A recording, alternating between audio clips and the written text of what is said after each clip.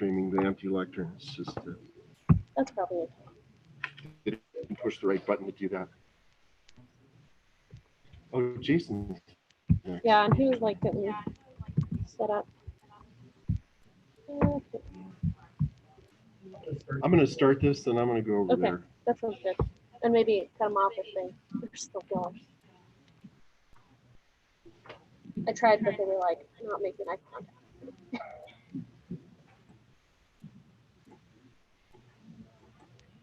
I mean, I'm going to start this, then I'm going to watch Jason.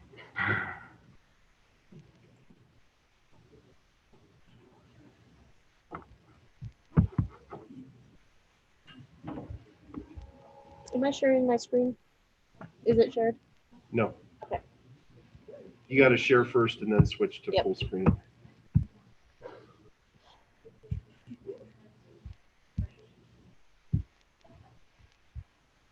There you go.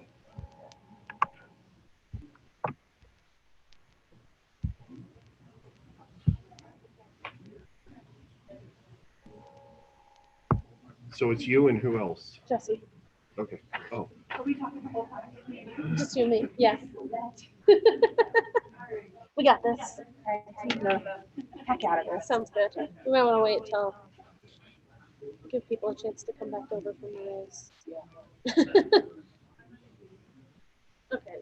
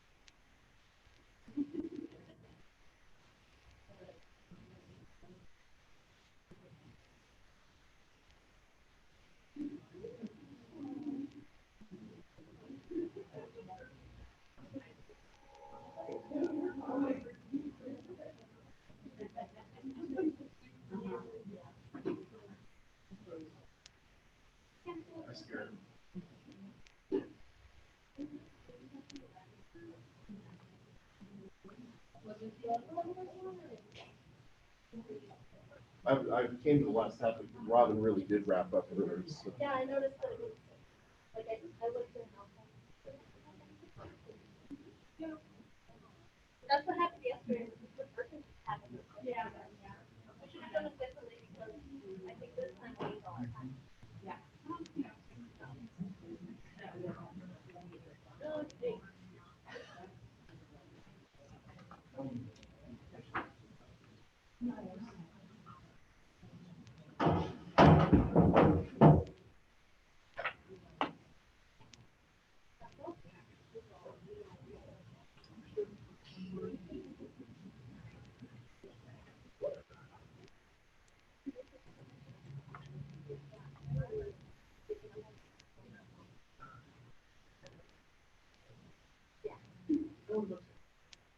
I'm gonna have them.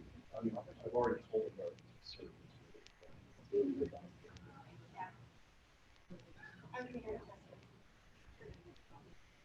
I don't know how much extra.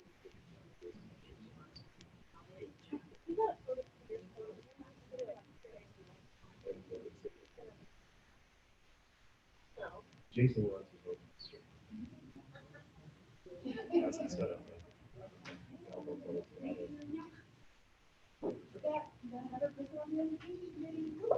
Cool.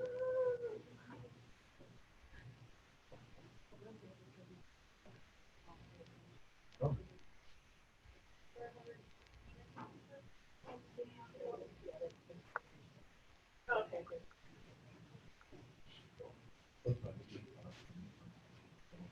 Yeah. Yeah. Right.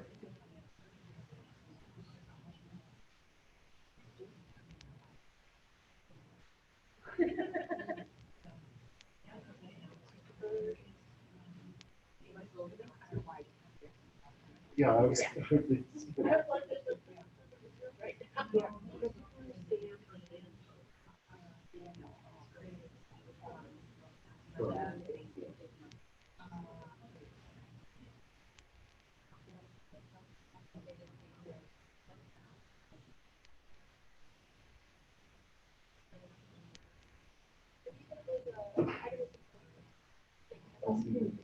That's why I. Because I tried. I thought that was-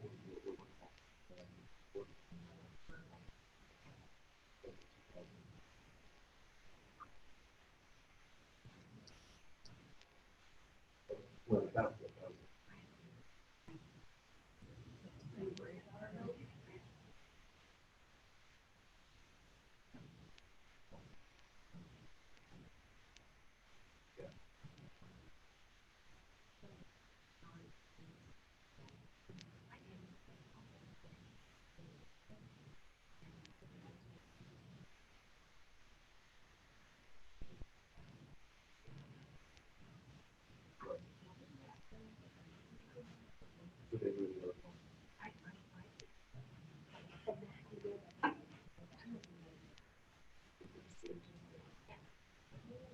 I think this is all you're gonna get.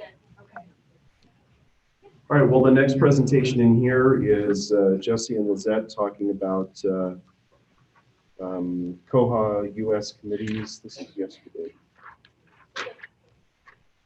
Koha-US committees, what we've learned and where we're going, part 2. And so I'll start with you. Sounds good. So yesterday we talked about finance, fundraising, and development committees. Today we're going to talk about conference education and then also special interest groups and how koha-US can help with that. So first off, we're going to talk about the conference committee. We planned this conference. Thank you all for coming. Yep. The other big thing we did this year was we created a timeline for future conferences because we didn't have that. And as we were building this conference, we'd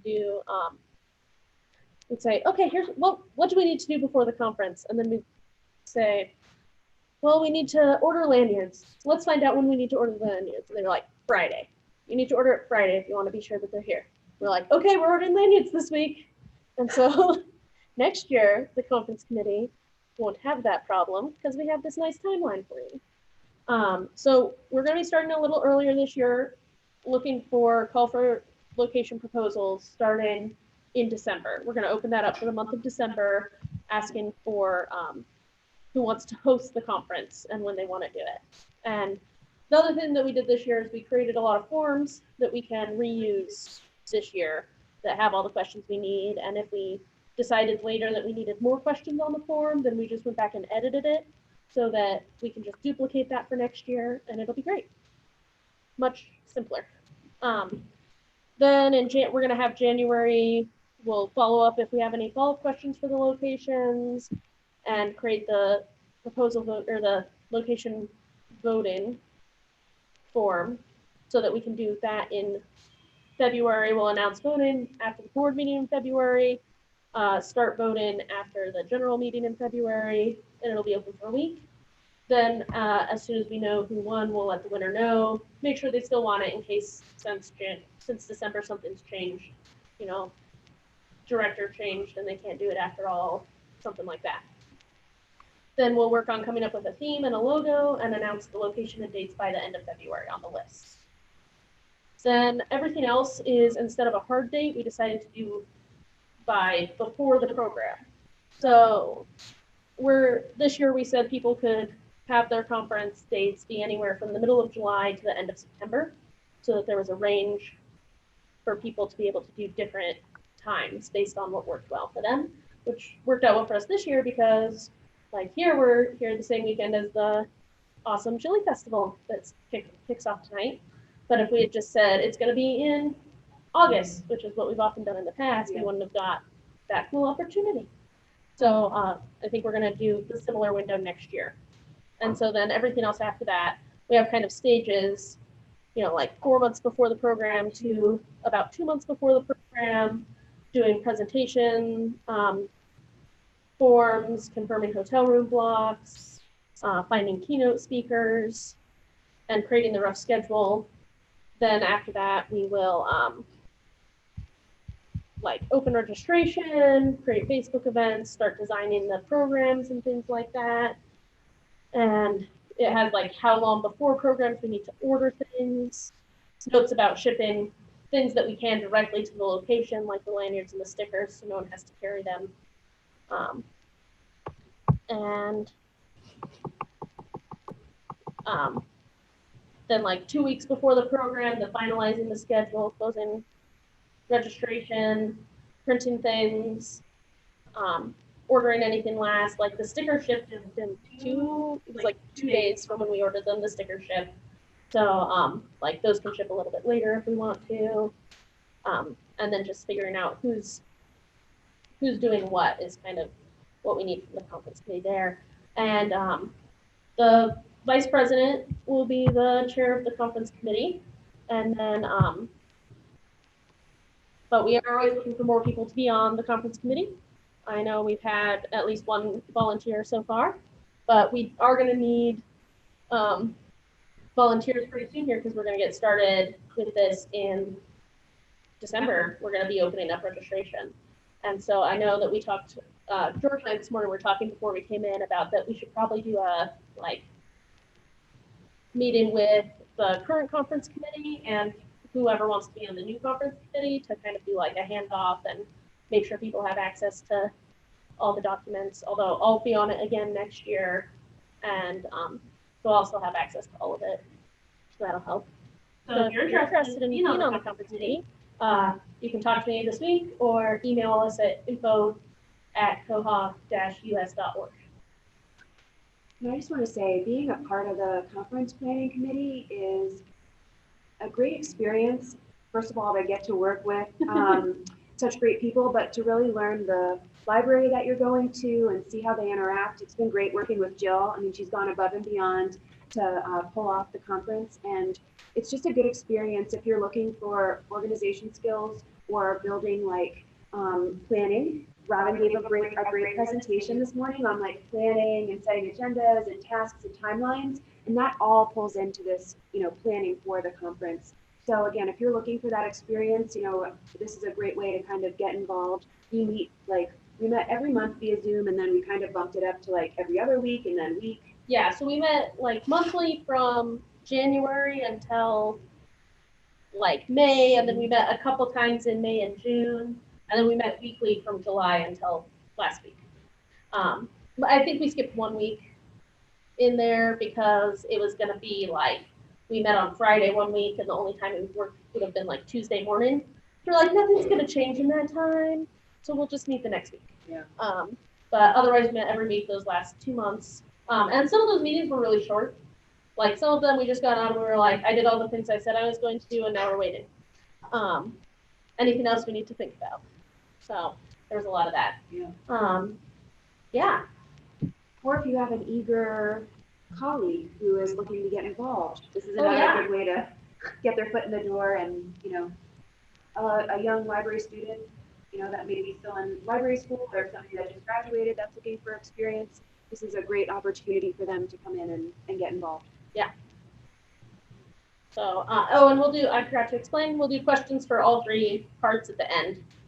That's just a little easier because we can move through and then do questions for both of us. So, the education committee. Okay. All right. So the education committee for koha-US strives to provide access to training material for Koha. There was a huge overhaul to the website, and I will say that I came on as chair after this has happened, and I think that everyone did an amazing job. I know Lizette, Jason did a big piece of this. I'm not sure who else.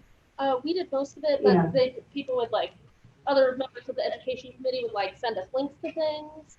And just because Jason and I were the only people, and George, Jason and I were the only ones who had access to edit the website at the time. Jesse now also has access to edit the website. Yeah.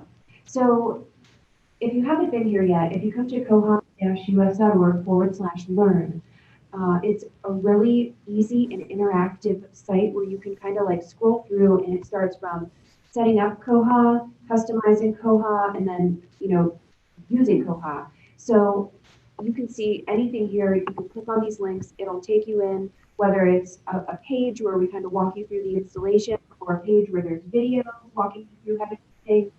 Um, Even see like checklists here that'll take you right out to like how to set things up. Things are linked out to the Koha manual, or the Bywater website, like if there's some videos there. It's just an easy way for people to come in here and have access to information. It's really organized. I love the breakdown of the modules because it makes it really easy to get in here, like plugins. Yesterday in one of our presentations, it came up about some people didn't even know that the label plugin existed. Like, a great example for that one is, how many people still use labels when you're printing like an 8.5 by 11, where you have the spine label on one side and then you have two like jacket or cover labels on the other side? Koha could never accommodate to that. Now with the label plugin, you can customize a sheet where you can have multiple labels and sizes on one printing. And so like, just being able to come in here and see like a breakdown of that information, there's a good curation of all of those different types of plugins here, and other things, of course. But again, just a great way to access that information. So if there's a video or a link to directly access the plugin on the GitHub site, you can see that information. So definitely come here and check out the Learn from koha-US, because it's just a great way to kind of access all that information. Now, if you scroll down to the bottom, you can see there's a couple more ways. So improve Koha, how to get involved, mailing lists, IRC, and then of course developer information. And then at the bottom, Bugzilla and sandboxes. So again, just easy access to get yourself involved, learning, and then of course documentation. So links out to the current manuals for Koha. At the bottom, of course, there's also links to the conferences, and also anyone who has slides or videos will be up here for the 2019 conference. So you can always access that information after the conference. We have, one of the things we've been working on is putting some of that information back on for Coeur d'Alene, because when we migrated from the old website, the old koha-US wiki, some of those links got lost, where they'd been uploaded to the wiki but didn't get migrated over. So we've gone through and been working on, under the conference schedule, because that's where some of the stuff that still worked was, putting the slides and the recording links back in there. And then we'll go through and, yeah, we'll do the same, put up the schedule with links to slides and recordings for this conference as well. That should be, hopefully we'll get to that next week. Some of them are already up on YouTube.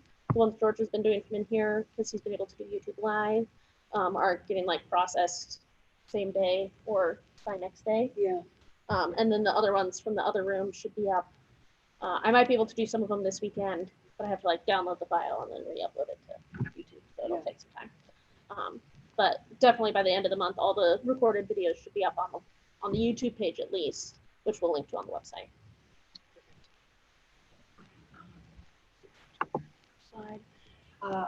Another big push that we're doing in the education committee this year is making some helpful documents. Todd, I think, turned us on to these bar charts, where it's a simple 8.5 by 11 sheet that's laminated, but it has a good breakdown of how to do things. And so we started with just, Jason actually designed the first one of this awesome, just the basics of how to use Koha, where to find things, where to access things. And then at our next meeting, once Jason showed us this beautiful template that he created, we decided to kind of take it a step further and make specific subject guides. So like circulation, cataloging, acquisitions, and then reports, even breaking it down by libraries. So like public, academic, law, consortium. Yeah. And we just want a way to make it like really easy for like maybe keeping one of those bar charts for circ staff at the front desk. So something they don't do all the time, marking something damaged, or something in the system, or having a nice SQL one for people that don't write reports all the time. They can have a quick, handy, tips and tricks for how to write a report. So those are things that we're working on that will be available for members. Some of the other things that we talked about in the education committee would be like perhaps having people talk about how to use the sandboxes so they can test bugs in there and really feel comfortable doing it. Maybe doing a session on how to update the manual and documentation for Koha. You know, just really getting people involved so they feel comfortable going in and doing things in the community. And last year, when we first got started with the education committee, because we really started like in December of last year, we talked about having it for a while, but our first meeting was in December 2018. And one thing we did was we sent out a survey to the current members at the end of 2018, asking what they'd like to see from the education committee. And so we've used that as part of like gathering our resources onto the website, because a lot of it was, I don't know how to do thing X. And there was information out there, but it wasn't necessarily easy to find if you didn't already know where it was. So that's why we started with like moving everything into the website like that, where we're like linking out and have made it, we hope, easy to navigate for someone who's not necessarily comfortable searching a lot. And if there's something that like you as members of koha-US or as users of Koha in the US think is missing from the website, feel free to email us at education@koha-us.org. And so we can have that on our radar. Because we've got, I think, most or all of the things either done from that survey or on our radar. Like some of it was also about having more of this documentation that we're talking about with these helpful documents that we're working on now. But so if you have more things or helpful documents you'd like to see or specific tasks that you think might fit well in there that maybe we're not thinking of because you don't know what we're thinking of, feel free to email us with your ideas.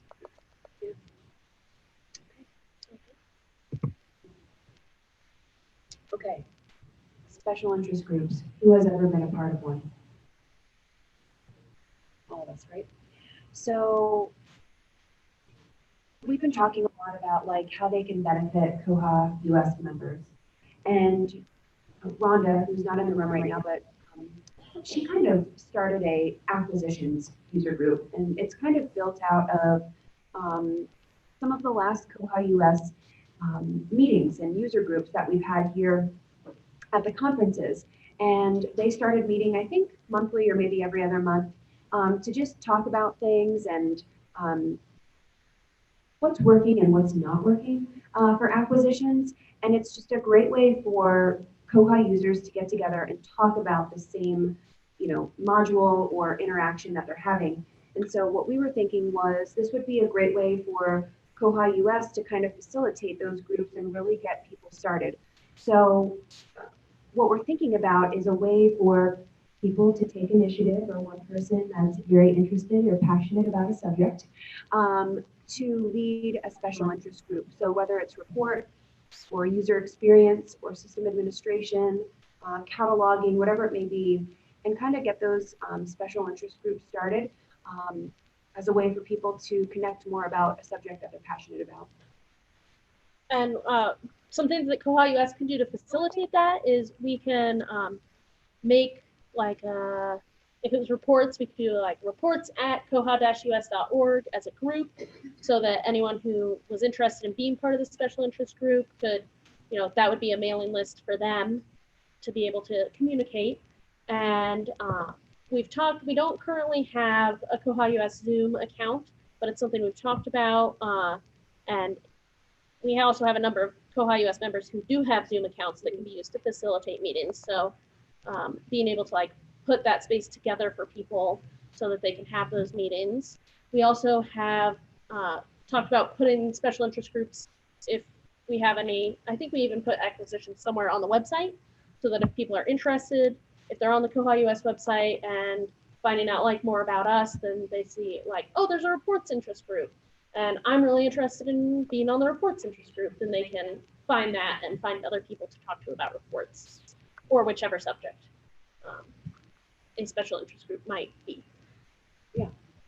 Benefit. And that also we could, email members if a new special interest group is starting, email the koha-US list, email the members and say, hey, there's a new user group starting on reports. If you're interested, here's the information. And also let in, like, when we get new members, making sure that they know about those kind of special interest groups so that if they are interested in joining, they can.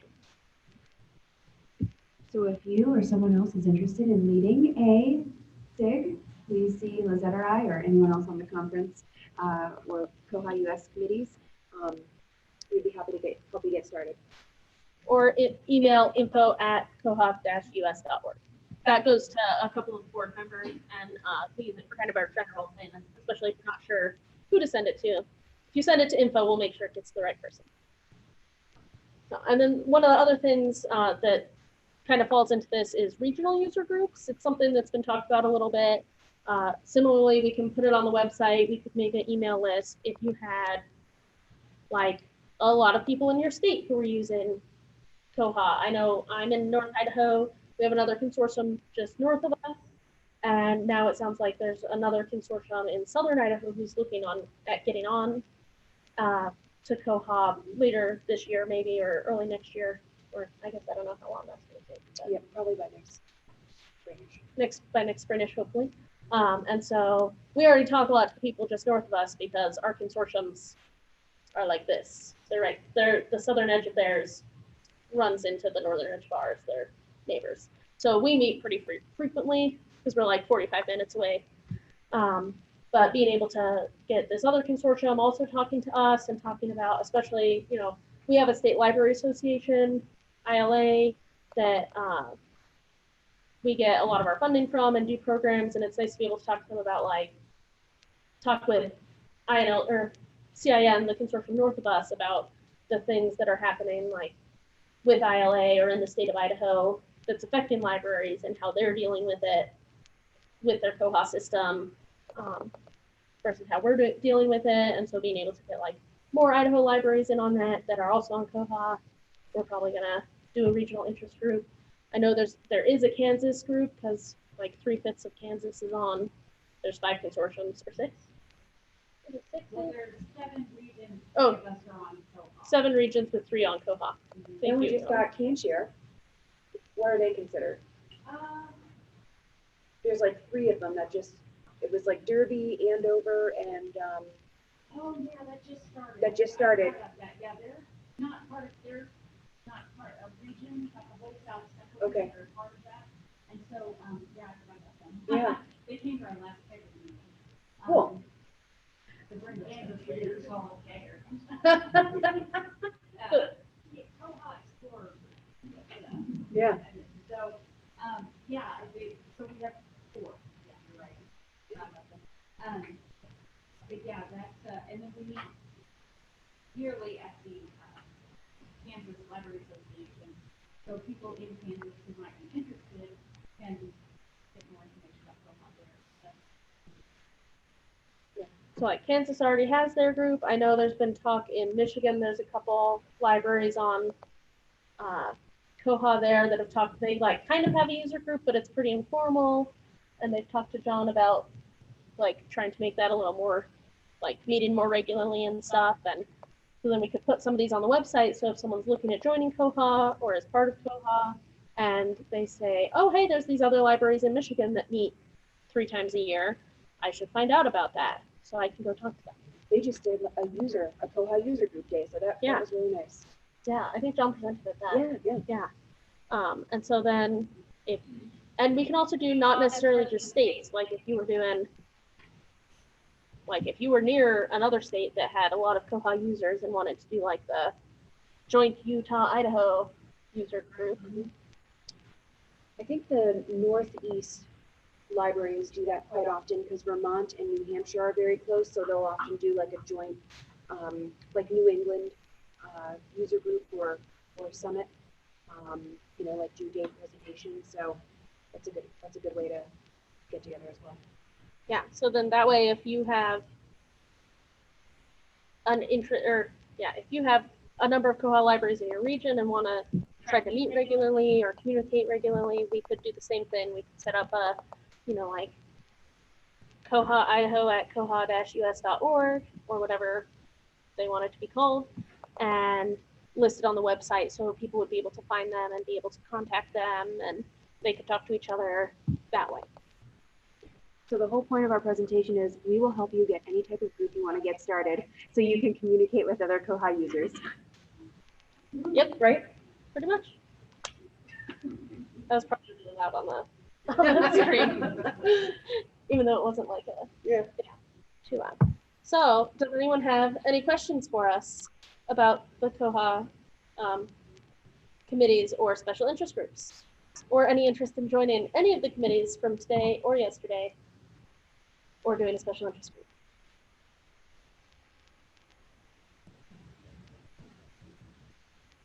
I think it's really exciting how these committees have developed.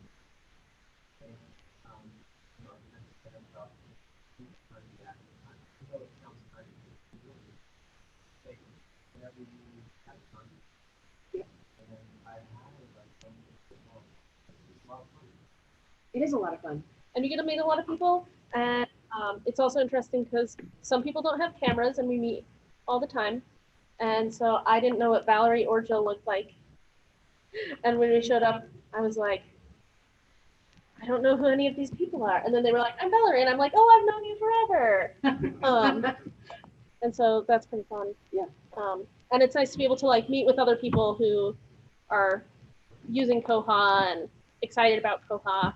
And we meet once a month, most months. Sometimes we skip if like everyone's really busy and we can't make a time work, especially in the summer. That seems to be a little bit harder with some of the committees. And our meetings are like up to an hour long once a month. Right now, education meets on Wednesdays, the third Wednesday of the month at 8:30 Pacific, 9:30 Central, or 9:30 Mountain, 10:30 Central, 11:30 Eastern for an hour on Zoom. And if that time doesn't work for you, but you're interested in joining, let us know. We pretty much just picked the times for the committees to be the same time as the board meeting and the general meeting, but a different Wednesday, because people were mostly available then. But a lot of us have other flexibility. Development used to meet Wednesday, the last Wednesday of the month, I think, but we moved it to Fridays because someone else wanted to be on the committee and couldn't make the meeting time. And he's been great to have on the committee. Also, the education committee this week is meeting today at lunchtime. We're going to go over to the pizza place that's like right across the street. It's called Tony and Joe. I wrote it down and then left my thing in the other room. It's really good. We went. They have like personal pizzas for like $7 or $8. $10. Okay, $10, and a little salad bar, and it was really good pizza. And it came out pretty fast when we were there. Some of us went for dinner on Tuesday. Yes, Todd. Todd asked if they have beer there. The answer is yes, which he knew because he was there with us on Tuesday. One thing I have to say is that if you've got a question, if you've got an idea, you've got really good probably all the way down to general or board, right? Anybody. And if it's something that's troubling, like I said, be it a mission or if it's you want no idea, no issue, nothing that you're trying to you've got any involved in it. And we'd love to be able to help you with that. For the stream, because I think everyone could probably hear Todd here, but Todd was saying that we love any kind of feedback. You can come to the board meeting, you can come to the general meeting, any of the committee meetings, and talk to us. We love feedback. We love input. We're here for the community, so if the community has anything for us that they want us to hear, we would like to hear it very much. Yeah. Also, do they have an opportunity there? We can have a program. Yeah. Oh, we're having a koha-US general meeting at 3:15 this time. We're in Mountain. We're in Mountain time at 3:15 Mountain time today.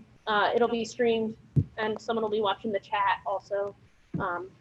So if anyone is interested in joining that, that's the only presentation happening that time. So anyone who's still here can come. No conflicts. I have to say, the being on the committee is fun, but exhausting. You're telling me.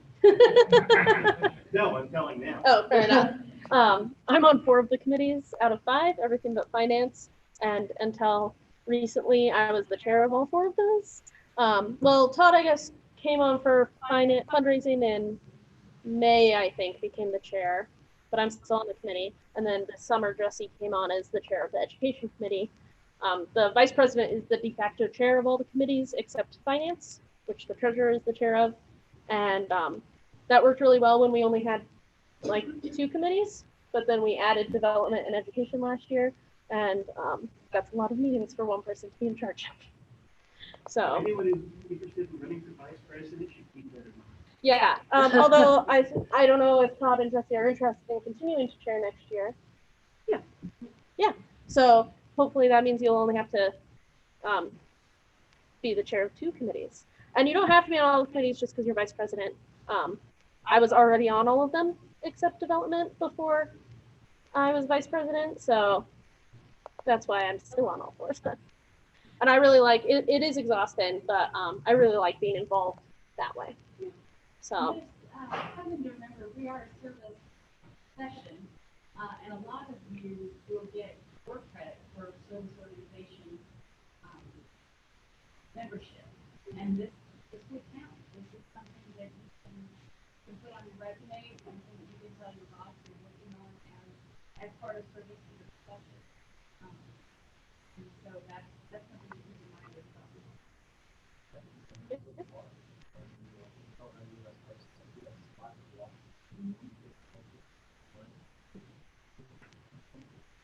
Okay. Thanks, everyone. I think we're done. Okay. Jason finished early over there too, so we should try and get the picture fit in. Yeah. Okay. Well, that would be like the next thing anyway. So. Yeah. Oh, good. Maybe you can see part 3 of the installation. The last